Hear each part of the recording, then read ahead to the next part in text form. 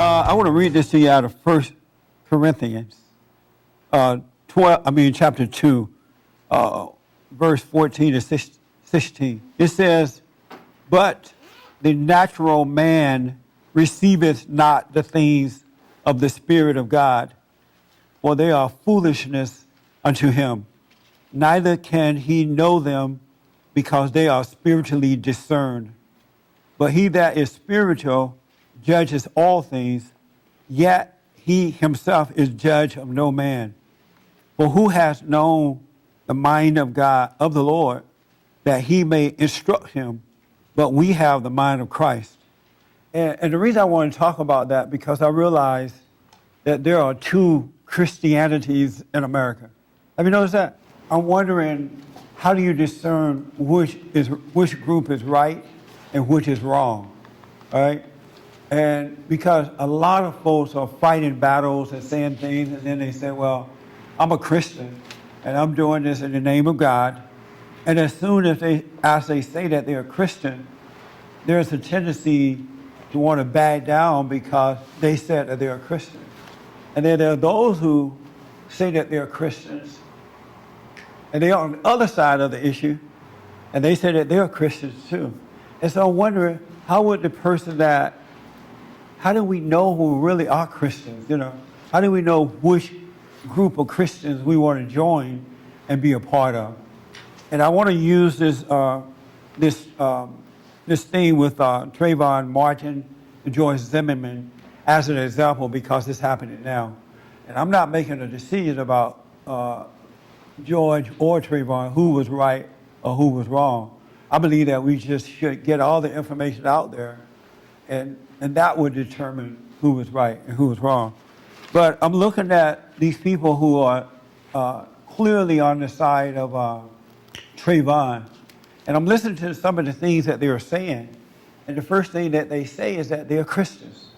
They say, we are Christians, and I believe in God, and I got to stand up for this. And they're trying to get and I have little notes I made to myself so I can remind you of.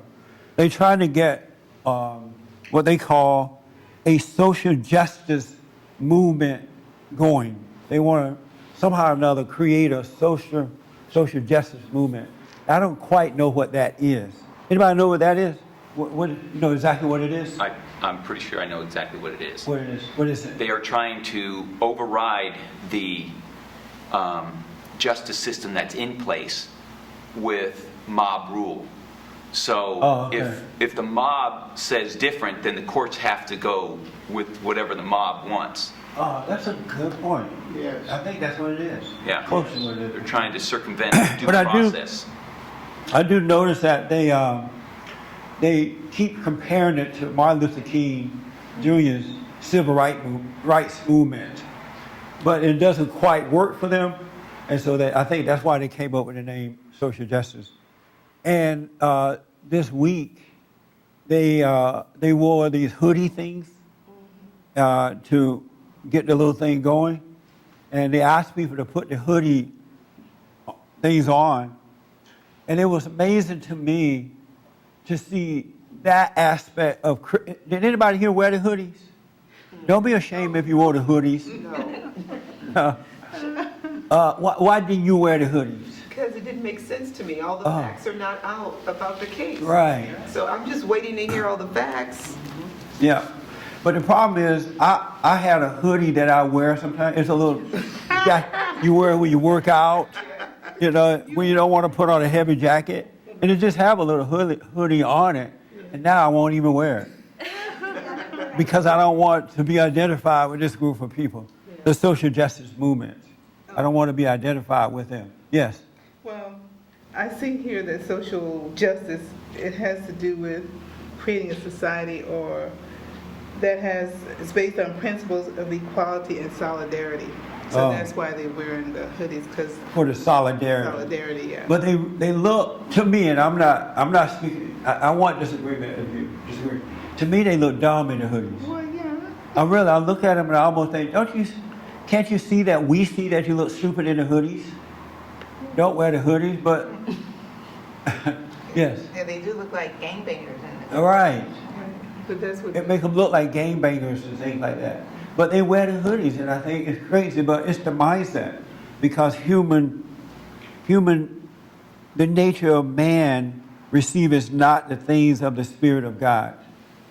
So, and I know what that thinking is, because prior to God changing my mind, I would be wearing the hoodie too. I wear it to church and everywhere. But because I was blind and couldn't see, I was operating on the nature of man instead of the spiritual discernment of God. And that's what anger does. It keeps you in that mode. Yes? The point of having everybody wear the hoodies is to make the hoodie seem like another fashion statement instead of the type of clothing you wear when you're trying to hide your identity when you're doing crimes. Right. Right. That's it. But it's all evil and it doesn't work. And we've seen this happen before. We saw it in the Gina 6 situation down in Louisiana. Remember that? When the 6 boys at some high school got in trouble, black boys, and something happened. They found a rope hanging on a tree at the school. And remember, everybody and their mama went down there. The same group of people went down there, and they hooped and hollered, and then they realized that nothing was going to become of that. And so they ended up going back right into their rat holes and their roach holes, and nothing came of that. They collected a lot of money left. We saw it with the Duke lacrosse situation, where a black woman, a stripper, out of wedlock mother, accused white boys of raping her and stuff, and found out that that wasn't true. But they destroyed those guys' life. Hopefully those guys, the Duke lacrosse boys, are recovering. And even in those things, they tried to start a movement. I heard this morning on a report, a man was saying, we got to get this movement going. They said, I noticed that a lot of young black people getting involved. How do we build on this anger? How do we get this social justice movement going while they're together now on this anger? And so they're really trying to get something going. And it doesn't matter about Trayvon or George Zimmerman. It doesn't matter who was right or wrong in this situation. And I think that's why they don't want the information about Trayvon to come out. They don't want us to know his history, because if we had both sides and we knew that this wasn't some little innocent kid running around tiptoeing through the tulips and somebody just came along and shot him, then it would sort of give us both sides and we can make the right decision about what to do. And they really don't want this to come out at all.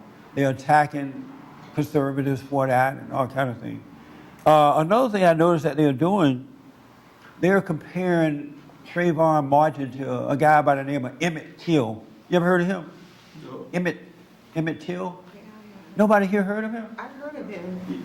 Oh, the young boy that was killed years ago? Yes. They're trying to associate that movement with this situation. No, it's not the same. And it had nothing to do with it at all. Nothing at all.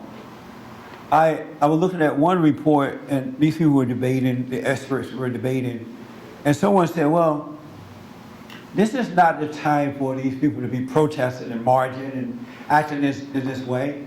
And then the liberal person said, that's the same thing they showed Dr. Martin Luther King Jr., that this wasn't the time.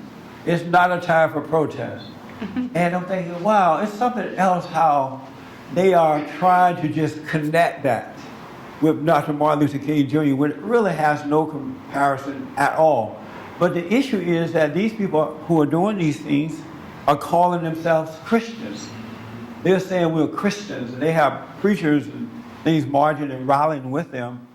And it is confusing to a lot of people, because you're supposed to be the Christians. And they don't want anyone to oppose them or have any say-so, so they work overtime to shut you down. They protest against you. I realize that these people don't want justice. Like I want what is right. Yeah. I want to be fair for all mankind. That's just, I don't care about the color. I am so not into the color that it may be weird, because I used to be into the color when I had the anger thing, and it was between me and white folks. So I thought. I was into the color, but now I'm just into what is the right thing to do. What happened here? You know, what is the situation? Even with my family members, I just want to know what is the right thing. I don't care if it's my daddy, my brother, my sister, whatever. Let's see what the truth is. Even with my staff, whenever there's an issue one-on-one, you know, they're fighting one another, I bring them to my office. Let's find out what the truth is. And it's hard to find out because for the most part, they won't admit who is wrong. They'll just argue at each other, and they'll put out all this information. I noticed that angry people put out lies. Have you noticed that? Yes. They won't tell the real truth about the situation. They'll just make up stuff. Have you noticed that in your own life? Especially if it looks embarrassing to you. You just make up stuff that's not there, and nothing will let you say, well, you know what? Yeah, I'm wrong. But if you look at your personal life, you won't admit you're wrong if it's an embarrassing situation. You will not say, oh yeah, I'm wrong. Or even if the other person is wrong, you won't admit that your overreaction to the other person is wrong. You can always end arguments just like that. Just, if it's making you overreact, you say, you know what?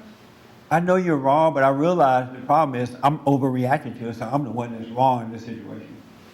And God will just open up your life in ways you've never ever imagined. For more information or to purchase a copy of this show, visit us on the web at www.bondinfo.org or call 1-800-411-BOND.